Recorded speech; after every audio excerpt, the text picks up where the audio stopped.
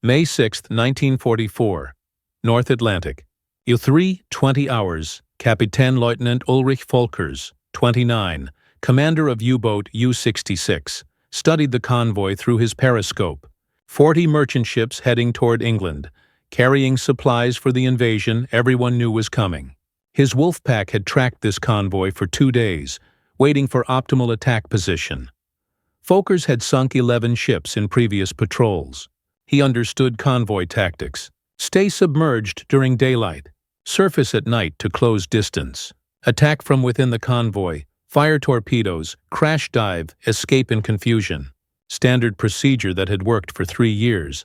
But this convoy had escorts Volkers hadn't seen before. Small warships, destroyer-sized but not fleet destroyers. They moved in patterns that seemed random but covered every approach angle. Their sonar pinged constantly. Their coordination was perfect. What Volkers didn't know was that these were destroyer escorts, purpose-built sub-hunters, operating with new tactics developed specifically to kill U-boats. And they weren't waiting for U-boats to attack convoys. They were hunting U-boats actively. What happened over the next 18 hours would show Volkers and German submarine command that the Wolfpack era was over. The hunters had become the hunted. By May 1944, the Battle of the Atlantic had reached its decisive phase. For 3 years, German U-boats had devastated Allied shipping. In 1942 alone, U-boats sank over 100 merchant ships totaling 6 million tons.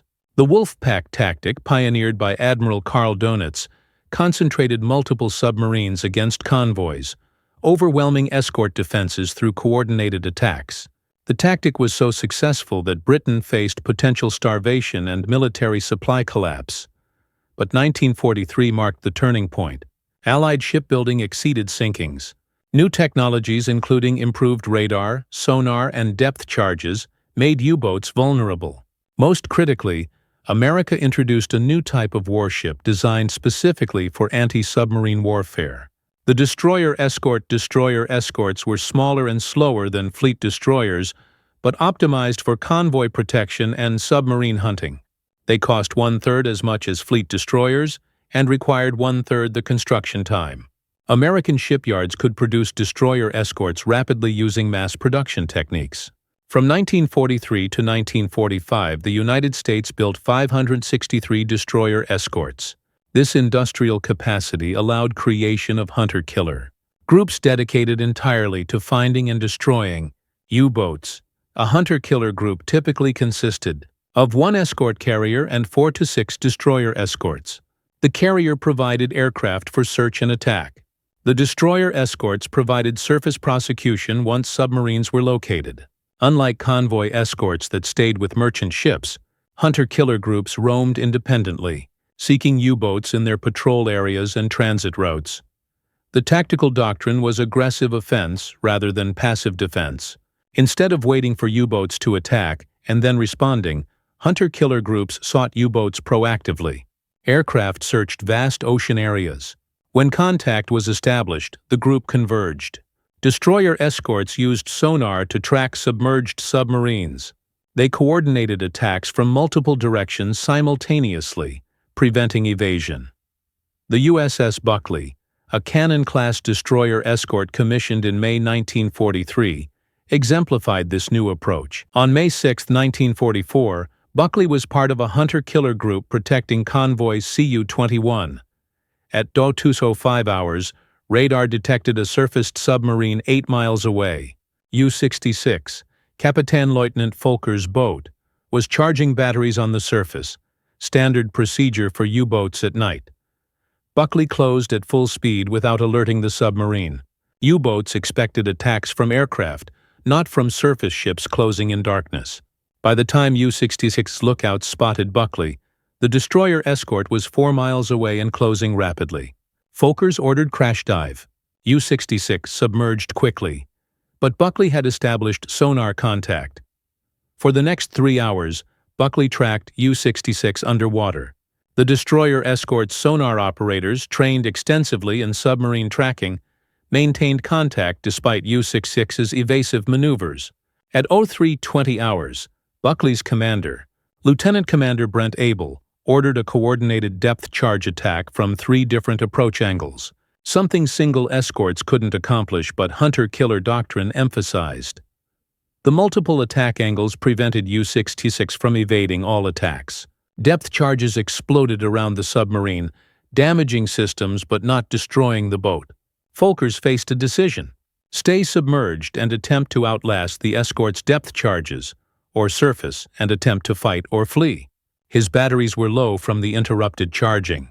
Air quality was degrading from crew breathing and from damage to ventilation. He chose to surface. U-66 surfaced at 05:20 hours, planning to use deck guns against the destroyer Escort while attempting to escape on the surface. This was desperation. U-boats rarely won surface engagements against warships, but remaining submerged meant eventual suffocation or battery exhaustion. Buckley immediately opened fire with all weapons. The 3-inch main gun, 40mm anti-aircraft guns, and 20mm cannons raked U-66's conning tower and deck. Return fire from U-66 was ineffective. The submarine's deck gun crew was exposed and suppressed by Buckley's overwhelming firepower. Abel made a decision that shocked his crew and became legendary in destroyer Escort history. He ordered ramming speed. Buckley accelerated directly toward U-66, striking the submarine on its starboard side at 05:25 hours. The collision embedded Buckley's bow into U-66's hull. For several minutes, both vessels were locked together. German sailors attempted to board Buckley. American sailors fought them off with small arms and anything available, including thrown coffee cups and potatoes from the galley. The engagement was chaotic, violent, personal. Sailors grappled on deck while both vessels remained locked together. Eventually, U-66 broke free and began sinking. Folkers ordered abandon ship. Buckley rescued 36 German survivors. Folkers was not among them. He went down with his boat. The destruction of U-66 exemplified the new tactical reality in the Atlantic. U-boats no longer operated with relative impunity. Aggressive hunter-killer groups found submarines before submarines found convoys. New sonar technology made underwater evasion difficult. Trained crews operating purpose-built ships with coordinated tactics overwhelmed submarines that had dominated 3 years. Earlier, German submarine command recognized the changing situation through 1943 and 1944. U-boat loss rates climbed steadily. In 1942, U-boats had a 70% survival rate per patrol. By mid-1944, survival rate dropped to 50%. In May 1943 alone, 41 U-boats were lost, forcing Donitz to temporarily withdraw boats from the North Atlantic. This withdrawal marked the effective end of the convoy battle. Submarines never regained the initiative. The introduction of acoustic homing torpedoes, improved schnorkel systems allowing submerged diesel engine operation, and enhanced submarine designs came too late to reverse Allied advantages. By 1944, Allied forces sank U-boats faster than German shipyards replaced them. The mathematical trend was clear. Submarine force was being destroyed systematically. Oberleutnant zur See Peter Kremer, commander of U-333, survived multiple patrols through 1944. His war diary, published after the war, described the transformation from hunter to hunted. In 1942, we owned the Atlantic at night. Surface, find convoy, attack, dive, escape. Simple. By 1944, everything changed. Radar detected us when we surfaced. Aircraft appeared within minutes. Escorts hunted us with sonar that seemed impossible to evade. We spent entire patrols submerged, running on batteries, barely accomplishing anything before returning to base exhausted and traumatized. Younger crews arriving at our base looked at us like dead men. They weren't wrong. Most didn't survive their first patrol. The psychological impact on U-boat crews was devastating. Early war crews had been confident, aggressive, successful. Late war crews were terrified, defensive, rarely successful. The knowledge that most boats didn't return created fatalism that affected combat effectiveness. Some crews surrendered readily when depth charged. Others fought desperately but hopelessly. The esprit de corps that characterized early U-boat service collapsed under relentless losses. American destroyer escort crews, by contrast, gained confidence with each success. They'd trained for months specifically for anti-submarine warfare. Their equipment worked. Their tactics worked. Their numerical superiority meant they rarely faced U-boats alone. Morale remained high even during difficult operations. The institutional difference between Allied and German submarine warfare organizations became decisive. The Allies treated anti-submarine warfare as a scientific problem requiring systematic solutions. They established research centers analyzing U-boat tactics, technology, and patterns. They developed countermeasures methodically. They tested new equipment and tactics extensively before deployment. They trained crews to high standards using realistic simulators and exercises. Germany treated submarine warfare as an extension of individual crew excellence. U-boat commanders were expected to improvise solutions to tactical challenges. Innovation came from operational crews rather than systematic research. This approach worked when German technology and tactics were superior. It failed when Allies caught up technologically and implemented systematic countermeasures. The creation of the 10th Fleet in May 1943 exemplified Allied systematic approach. 10th Fleet was an administrative command that never went to sea but coordinated all Atlantic anti-submarine operations. Led by Admiral Ernest King with Captain Kenneth Knowles as intelligence chief, 10th Fleet analyzed U-boat movements using ultra-intelligence from decoded German communications. They predicted U-boat patrol areas and convoy routes to minimize contact. When contact occurred, they coordinated hunter-killer group responses. This centralized coordination meant U-boats faced optimized Allied responses constantly. If a submarine transmitted a radio message, direction-finding stations triangulated its position within minutes. Hunter-killer groups received updated positions continuously. Aircraft searched predicted areas. Surface groups positioned to intercept. The U-boat's every action generated countermeasures it couldn't detect or avoid. Germany lacked equivalent coordination. U-boat command issued broad directives but couldn't provide real-time tactical coordination. Submarines operated independently once on patrol. If they encountered problems, they solved them alone or didn't survive. The contrast between systematic Allied coordination and individual German operations created cumulative disadvantage that compounded over time. The technical advances in destroyer escort equipment were significant. Hedgehog anti-submarine mortar fired multiple projectiles ahead of the ship, allowing sonar contact maintenance during attack. Earlier depth charges were dropped behind the ship, requiring the escort to pass over the submarine and lose sonar contact during the attack run. Hedgehog eliminated this blind period. If any projectile hit the submarine, it exploded. If all missed, there was no explosion to confuse sonar. This immediate feedback allowed rapid attack repetition until success. Improved sonar provided better range, resolution, and tracking capability. Experienced operators could distinguish submarine echoes from false contacts like schools of fish or ocean temperature layers. Training emphasized sonar interpretation. American sonar schools graduated thousands of operators with standardized high-quality training. German submarine crews noted that Allied sonar seemed to track them no matter what evasive maneuvers they attempted. The Type WWII U-boat, introduced in late 1944, represented Germany's attempt to regain technical superiority. Fast submerged speed, large battery capacity, streamlined hull, and improved sensors should have been revolutionary. But only 2 Type WWII boats completed combat patrols before war's end.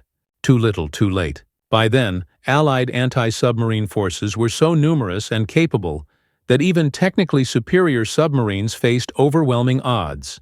After the war, Allied naval officers interviewed surviving German submarine commanders extensively. A consistent theme emerged. German submariners acknowledged Allied technical and tactical superiority by 1944, but emphasized numerical advantage as decisive. One submarine might evade one destroyer escort, but facing 3 or 4 escorts simultaneously, with aircraft overhead and more escorts available as reinforcements, escape became nearly impossible. Forgotten Captain Adalbert Schnee, who commanded U-boats throughout the war and survived, provided thoughtful assessment in a 1947 interview. We lost the Battle of the Atlantic not because our submarines were inferior or our crews were cowardly. We lost because America built ships faster than we could sink them, and built hunter-killer groups that found us before we found convoys. Once the initiative shifted to Allied forces, mathematics determined the outcome. They had 20 escorts for every U-boat at sea. No amount of individual skill overcomes that numerical disparity. We became targets in a shooting gallery, not predators in a hunting ground. The human cost of the Battle of the Atlantic was terrible. Germany built 1,162 U-boats during the war. 785 were lost in combat.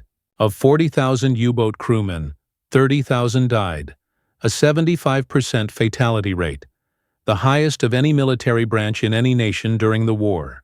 These men died in steel coffins, drowned or crushed by pressure as their boats sank, or burned to death when depth charges ruptured fuel tanks and ignited fires. The destroyer escort crews who hunted them respected their courage, even while killing them with systematic efficiency. Today, destroyer escorts are recognized as critical to Allied victory. Without them, convoy protection would have remained inadequate. Without hunter-killer groups, U-boats would have maintained pressure on Allied shipping much longer. The destroyer escort program represented American industrial capacity applied effectively to a specific military problem. Identify the requirement, design appropriate equipment, mass produce it, train crews properly, implement effective doctrine. This systematic approach characterized American war effort across all domains. At the National Museum of the United States Navy in Washington, D.C., a section dedicated to the Battle of the Atlantic displays destroyer escort models, equipment, and personal artifacts from crews. Information panels explain that destroyer escorts were unglamorous ships, slow, cramped, uncomfortable. But they were the right tool for the job. They were built in massive numbers. They were operated by trained crews using effective tactics. They won. A museum display quotes Admiral King, who wrote in 1945, "The destroyer escort program represented one of the war's most successful examples of matching industrial capacity to operational requirement. We identified that we needed many specialized anti-submarine ships. We designed a ship that could be mass-produced quickly. We built 563 of them in less than 3 years. We trained crews specifically for anti-submarine warfare. We developed tactics optimized for the ship's capabilities. The result was the destruction of the U-boat threat and the securing of Atlantic supply lines. This systematic approach to solving military problems should be the model for future naval programs." The destroyer escort crews themselves were often young men with minimal naval experience. They trained intensively, learned quickly, and performed expertly. Many had never been to sea before joining the Navy. Within months, they were hunting submarines in the North Atlantic, one of the most demanding naval operations possible. Their success demonstrated that systematic training combined with appropriate equipment could produce combat effectiveness even from inexperienced personnel. The broader lesson from destroyer escorts applies to many competitive endeavors. When facing a successful opponent, respond with systematic countermeasures rather than improvised solutions. Analyze the problem thoroughly. Design appropriate tools. Produce them in sufficient quantity. Train personnel properly. Implement coordinated tactics. This methodical approach beats reactive improvisation when time and resources permit proper execution. Germany faced American destroyer escorts with traditional U-boat tactics and individual crew excellence. Those had worked for 3 years. But facing systematic countermeasures implemented at overwhelming scale, traditional approaches failed. By the time Germany attempted systematic responses with Type 21 submarines and improved tactics, the war was ending. In any sustained competition, the side that systematically analyzes problems and implements comprehensive solutions beats the side that relies on individual excellence and traditional methods. The Battle of the Atlantic demonstrated this principle with brutal clarity. U-boat crews were excellent. Destroyer escort crews were adequate. But destroyer escort crews operated in a systematic framework that multiplied their individual effectiveness. U-boat crews operated individually without systematic support. System beat individuals. The Wolfpack era ended not because submarines became obsolete or crews became cowardly. It ended because opponents developed systematic countermeasures and deployed them at overwhelming scale. When Captain Lieutenant Folkers surfaced U-66 on May 6, 1944, he faced not just one destroyer escort, but an entire system designed to kill submarines.